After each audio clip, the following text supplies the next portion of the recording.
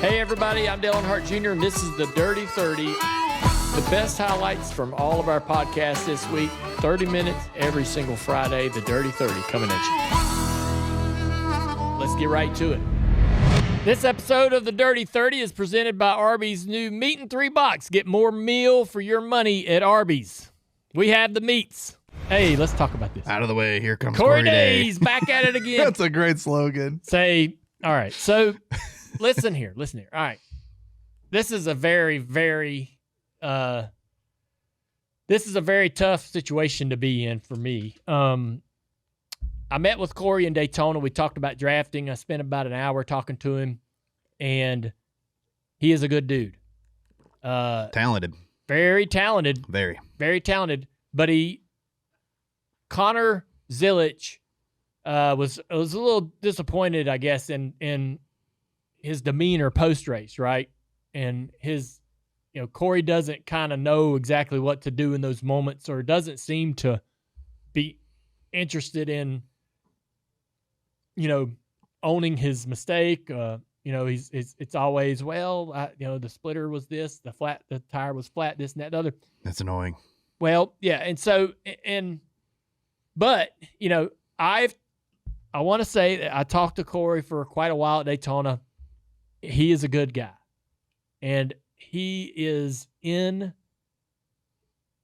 not in over his head, but dude is drinking from a fire hose.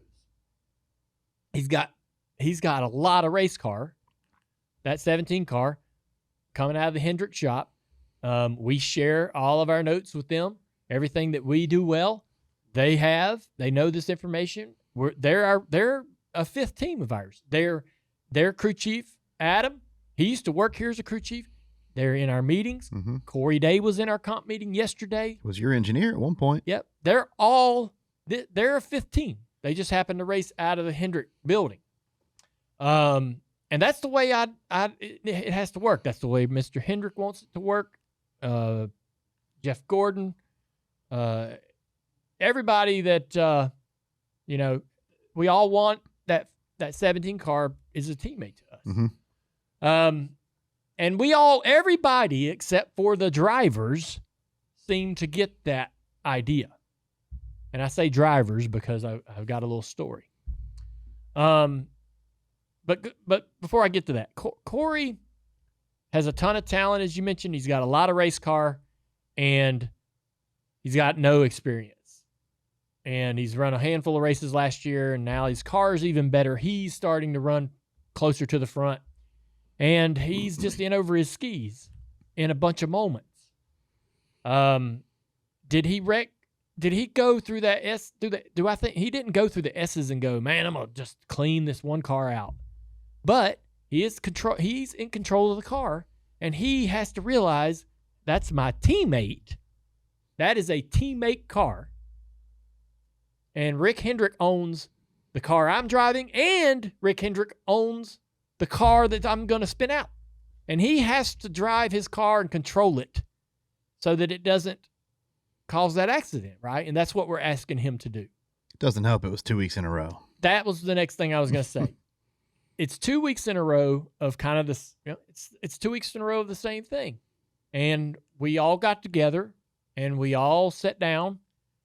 Rick had a conversation with Corey, and we're all trying to help him understand, look, man, we want you here. We believe in you. We believe you're a winner. We want to see you succeed. But we have to do this without it being detrimental to each other. And so it's just a process. I know it looks ugly to fans who are watching it. It's hard for our teams. It's hard for it's hard for all our employees to see our car get run over like that, with very little regard. But it's part of the process of trying to school up these guys to become the drivers that we think they're capable of becoming.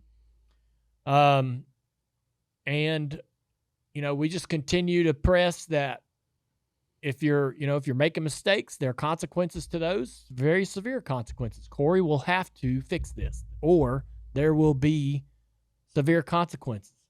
And I thought this was a great opportunity that the message be shared amongst all of our drivers. What Corey's doing is not new. We've had teammate issues in the past. We will have them in the future. When you bring all of these young kids into the same building, they are all on different paths. They are all eager to get that next opportunity. They're all eager to get that call from Rick or Trackhouse or somebody. Any owner. And they aren't looking at their teammate in the car next to them as a long-term relationship. They aren't in a cup team where, Kyle Larson and Chase Elliott have to figure it out and get along because they're going to be racing together for 10 years out of the same building. They're not in that situation. They're here thinking in their mind, well, if everything works out, I'm here for a year or two, then I'm gone. And this guy that's my teammate, I won't be teammates with him ever again. And so they don't try, the drivers themselves, do not try to nurture or create relationships with their teammates. They don't. It's transactional. They get in the race car. They have no relationship to the car. They don't know where the spindles came from. They don't know the history of the chassis. They don't know where it raced last. They don't know where the motor came from, how many races is on that. They don't know. When we used to, 20 years ago, we knew all that. Hell, we named our damn race cars. They had That's true. They had freaking personality. They did. We had our favorites. They don't even think about it. And they go out there and they rip the sides off of them and run into things, all of them. And then they come back to the shop and all of our guys unload them out of the holler, and it's a freaking it's depressing. So do you feel like after yesterday, things will progress in a better, It is yes, things are, with everything that we said and all the conversations that we had, I 100% expect a clean slate. I mean, a clean slate. Our drivers should have no animosity towards Corey. Corey should look at this as an opportunity to start anew and start to build a rapport and a reputation that he wants to have. And, he's just learning how to handle these things. I too think that, he comes from a completely different discipline, and that, that culture in the garage, the mindset of a racer in the world that he's lived in, it's completely different. Not better or worse, just different. And so he's coming here and having to learn, wow, okay, I got 4 guys out there that I have to race uniquely comparable to the competition. And so he's got to have, he's processing all this stuff for the first time in his life. But I think that, a lot of hard conversations were had this week. I expect things to improve, and that, Corey Day isn't the only one on the racetrack in our group making bad decisions.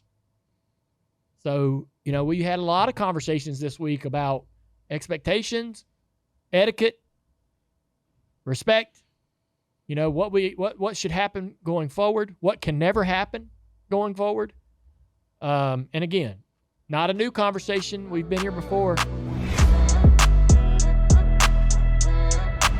Have you seen the driving etiquette at all change now that we're in this new points structure towards the end of these races?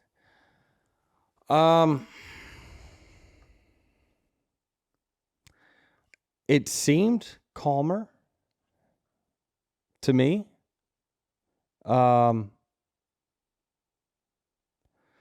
It seemed calmer to me. I mean, short of the Zilisch thing in turn 1, that newsflash, I had no idea that I caused that. Twitter did. I had no idea. I had no idea. I just barely got in the back of Byron, I think. And then it ricocheted him.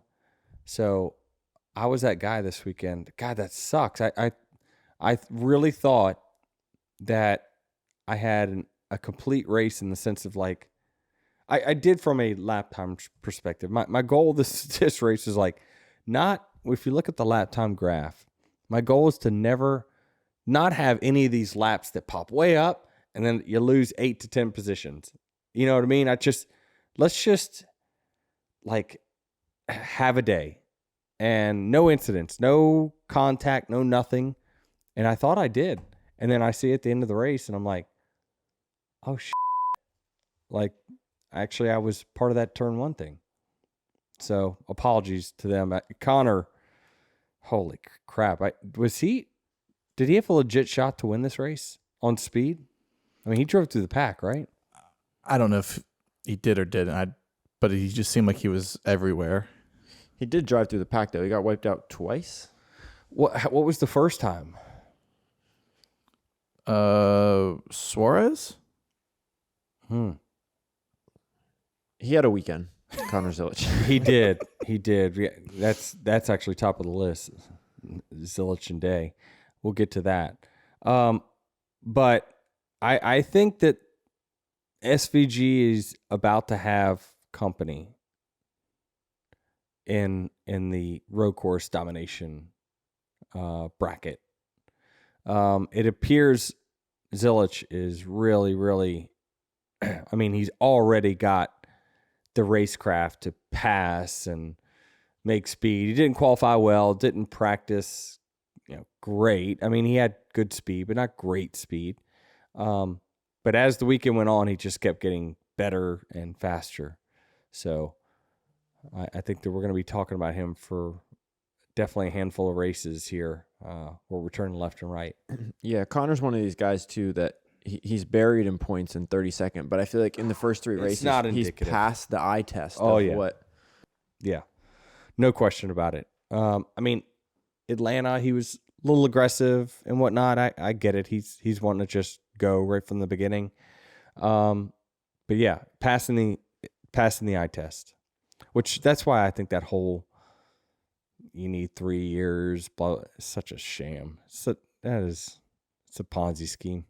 Dirty Mo Media, Junior Motorsports, and I have a new partner this year, and we couldn't be more excited about this. A lot of y'all may have heard. Arby's has come on board, and we're loving every second of it. And Arby's has entered the chat with a meal deal that raises the bar for value. Introducing the new meat and 3 box for $7.99 that's filled with Arby's quality favorites. Each meat and 3 box includes your choice of one sandwich, the classic roast beef that is hand sliced and slow roasted, or you can go with the crispy fish sandwich. All this comes with the melty mozzarella sticks, some crispy curly fries, everybody loves those, and a peach cobbler roll for dessert, guys. You got to try that dessert. It's really good. And you get a small drink. It's called Meat and 3, but you're actually getting 5 items, all for only $7.99. Nobody out there is giving you this much value for your money. This is a value meal that won't leave you hungry. You don't have to settle for less when you get more from Arby's. Available for a limited time at participating locations while supplies last. Prices may vary. Get your Meat and 3 box at an Arby's near you today. I'm good. I had a pretty uneventful weekend. Slow news week. Yeah, do you slow wanna, news week in the car store. Do we want to clear the air that we... Did I hear you say my verse? I'm sick of you. No, I'm tired of you, mother. No, As you were flinging Barnesy out of the way? Yeah, well- Who Barnesy? So it actually was my sister that you see in the video that is slinging him backwards with Josh Kosick. I was on the other side. When he went in the window, at first, like if they were going to come up and just have a little heated conversation, he was going to get in the window, say, hey, you man, whatever, and walk away. Like I was going to give him the opportunity to do that. But the second that his hands went in the window net, I'm like, all right. So I grab around his arm and I like muscle him as hard as I can with my body, like towards just away. And then I see Kennedy and she's standing there like this and he falls into her arms and Josh's arms and they just finished him the rest of the way off. And I think a lot of people thought that Kennedy was me because we do look alike. But the bad that was yarding him backwards was my sister. I thought it was you. Yeah. Kennedy became the Muppet now, so we're gonna hang Kennedy's picture. Thank God I'm going to get And replaced. I do want to be clear. That was you would have done that for Yes. whoever won the race. That's the other thing is, while yes, it was in a JRM car in Victory Lane, that would All right, have. next. Yeah. I would have had to do that no matter who it was. So I mean, that's your victory lane. that is that's what I'm That's the saying. one thing. Like Karsyn she's- runs it. Like this is my. I know. And like it's crazy the list of things that have happened to me since managing Victory Lane, I've gotten ran over by Spencer Davis. I've taken a champagne cork to the eye. Thank you, TJ. I got thrown up on by a child. I've poured water down Caden Quabble's TJ back also, while he's or- no, that was I think that was one of Kendall Sellers' kids, maybe. And then now we've gotten in a fight. So it's never a dull moment at the car store. I appreciate all the advice you've been giving me too. I'm Really always open to means a helping you, lot. man. I mean, you're a good guy. I want you to have a great experience. I think you're genuine at heart, and I think you really do, want feedback and helpful information. Yeah. Anytime I've been critical, you've texted me and said, "Hey, man, I saw your thing, and I appreciate this stuff. I saw what you said, and I appreciate what you said." And sometimes people don't take that stuff very well. Some drivers don't know how to. Yeah. Some drivers don't know how to hear criticism or. Yeah. It's one of those things, I think being a YouTuber for so long, like I've had everything in the world said about me, Gotcha, yeah. and I expect way more. When I went into drag racing, I was the class clown. They all thought I was a joke because of the way I had my car set up and the way we ran it. It was a joke, and I think right now I'm the rookie, and people can say whatever they want, but when I keep coming back every time and they realize that their words don't affect me time and time again, they're going to run out of breath. Yeah. Because as long as I'm having fun, I'm going to keep showing up at these NASCAR races. And whether I'm in ARCA, Truck, or O'Reilly's, their words on Facebook will not change the fact that I'm going to come back and try again as long as I'm having fun. I love that. I feel like that everybody can get behind the idea of partnering up with RCR because of the tools and the help that they'll give you to get better. I think everybody can get behind the idea of you getting a late model and even if you're just racing laps at your own track on a Tuesday afternoon, just getting laps, right? Buy 4 sets of tires, go out there and spend 4 hours by yourself. It don't matter. I think when people see that and then you run an ARCA more, a little bit of work into just it. a little bit of work. That's all I think they need to see. And I think to your point too, it's like for me, the getting a sponsor is a lot of guys have to rely on their driving skills to get sponsorships.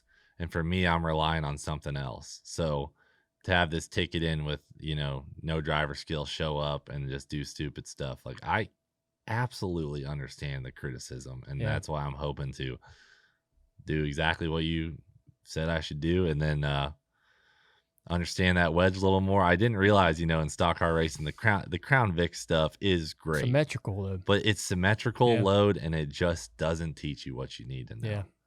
Yeah.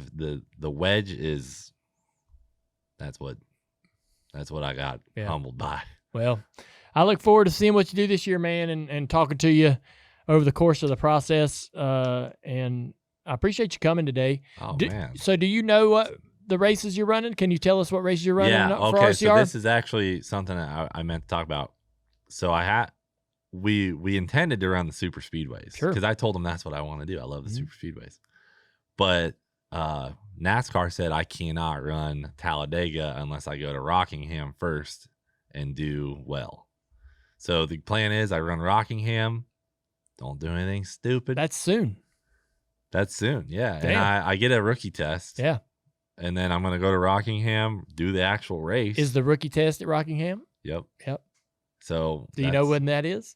I do. Can't tell me. Do you want to go? I don't want to say it on here, but okay, let's not. Yeah, you can tell me later. Okay.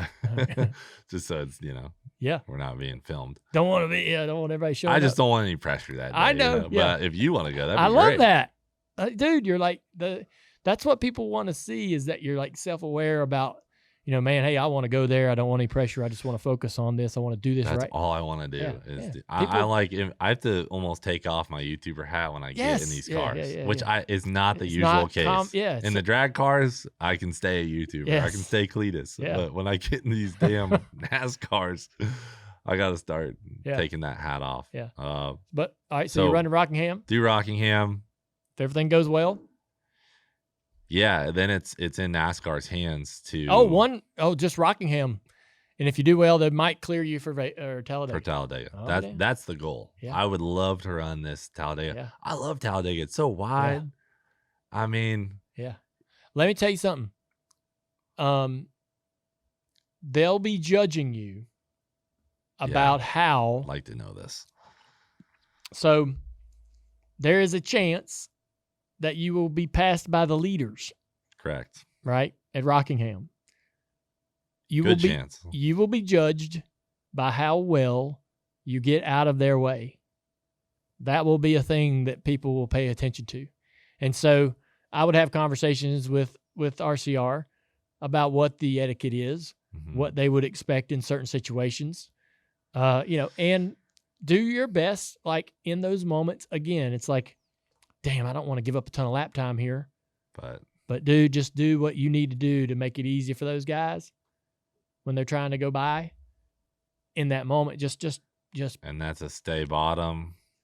To have conversations with RCR, Slow I'm down not going to here. tell you Okay. that's for that's a good point. That's for the team to 'cause tell it's you. probably going to be their cars and your cars coming around me. So. They need to tell you, and you need to hear it from them on like what the etiquette is and what they would expect. And I would, that will be a moment where it could go really good or really bad, right? If you impede, even if you were just to impede somebody and cost them a position or something, right? I mean, people are gonna latch on to that, right? So like, I will give you some advice on I won't tell you what RCR is going to tell you to do, but like if a guy's trying, if it's very bottom dominant, which Rockingham typically is pretty bottom dominant, right? There's not a high groove. So the guys, as they're driving around the track, the lead guys, they're trying to get into the corner and get right into the bottom groove.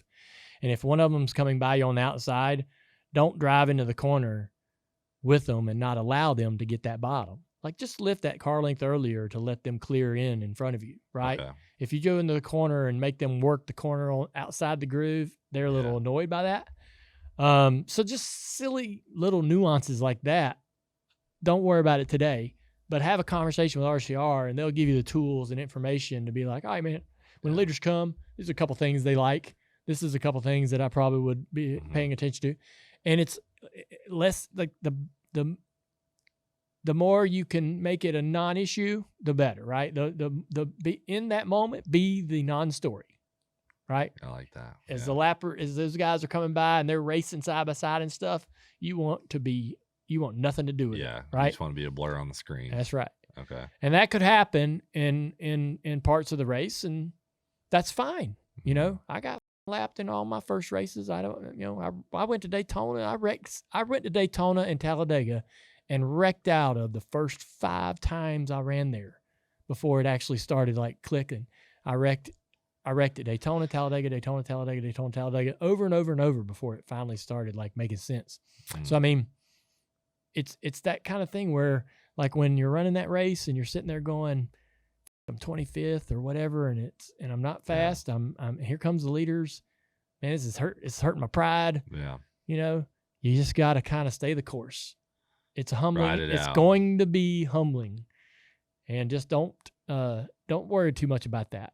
People are going. You're going to make yourself and a lot of people happy if you bring that car to pit road in one piece when the checker flag is over. That's all you got to worry about. I do feel really, really good about the pressure side of things. Like I'm not going to feel bad if I'm 30th. Nobody's going to care. RCR Nobody is on that same page. Tommy's Express. We told them this is going to be, a total learning thing. That's and right. Like they were on board with the fact that I'm getting this opportunity to learn, and they know, winner circles. No one is going to care where you finish. It ain't about a performance thing. Can he get out there? That's the goal. Understand the etiquette and the racing and get it home. Bring it home.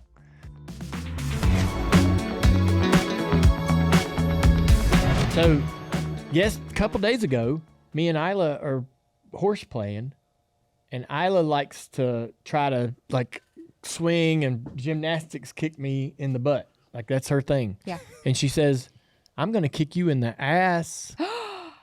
That's what she said? So I wasn't in the room, but I heard she said a cuss word, and nobody would repeat it. So I didn't know what she said.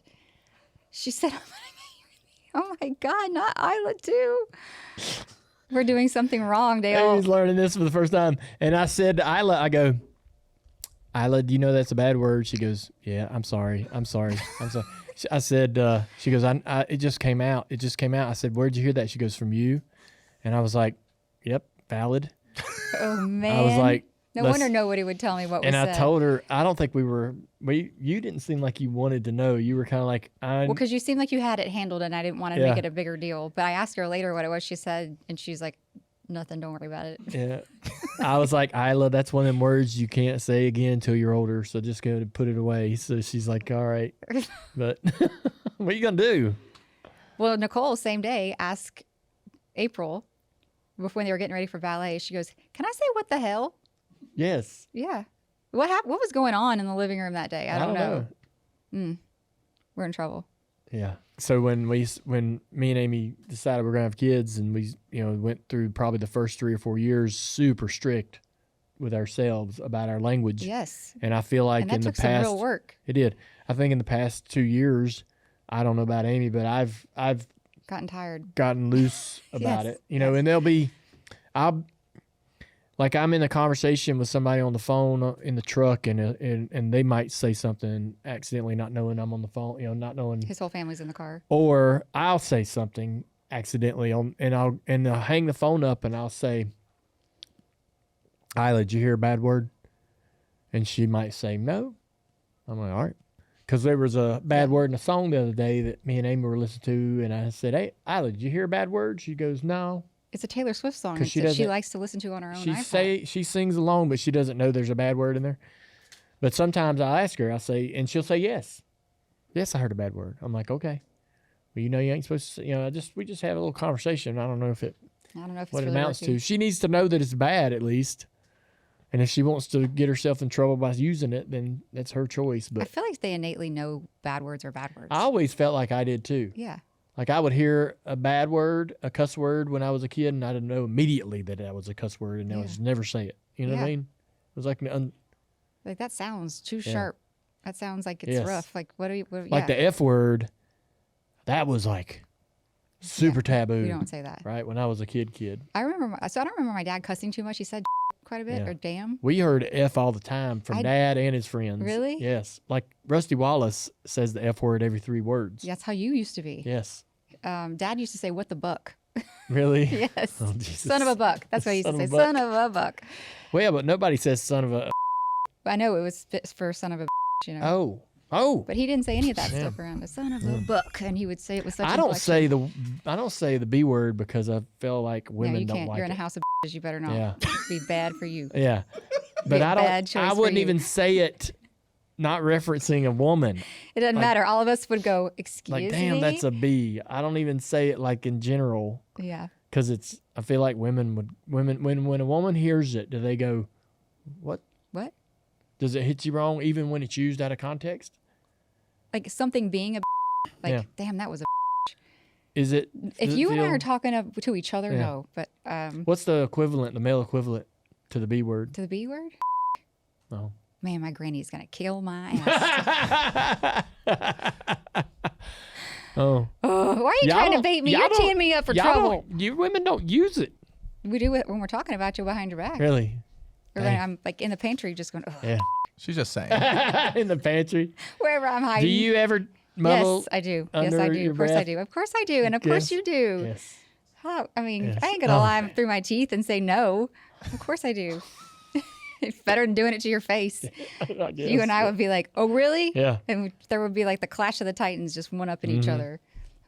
That would be bad. Yeah. Well, yeah. But Isla said her first cuss word. I was proud. you should, Little tiny part of me was proud. because it was you that she I heard it was. It's also I was the like, delivery of damn. it. Like the way she delivered it. You have to Yeah. be proud of that. Kick you Well, they in were the ass. fighting. I'm gonna kick you in the ass. I mean, that's Yeah. kind of cute. I wasn't mad. I don't know why from her because she's so sweet. It seems like oh, that's cute. Versus I mean, Nicole saying it feels like it's too intentional. There's certainly some words I would be angry if she said them and how she said them, but in the context in the moment, it was just funny. But I didn't let off too much. I didn't say, "Hey, I'm proud of you." I didn't say anything like that. That's good for you. I was like, oh, "That's a bad one. Tuck that one away." That's my parenting. File that one way deep back in there. All right, that was another episode of the Dirty 30 presented by Arby's new Meat and 3 box. Get more meal for your money at Arby's. We have the meats.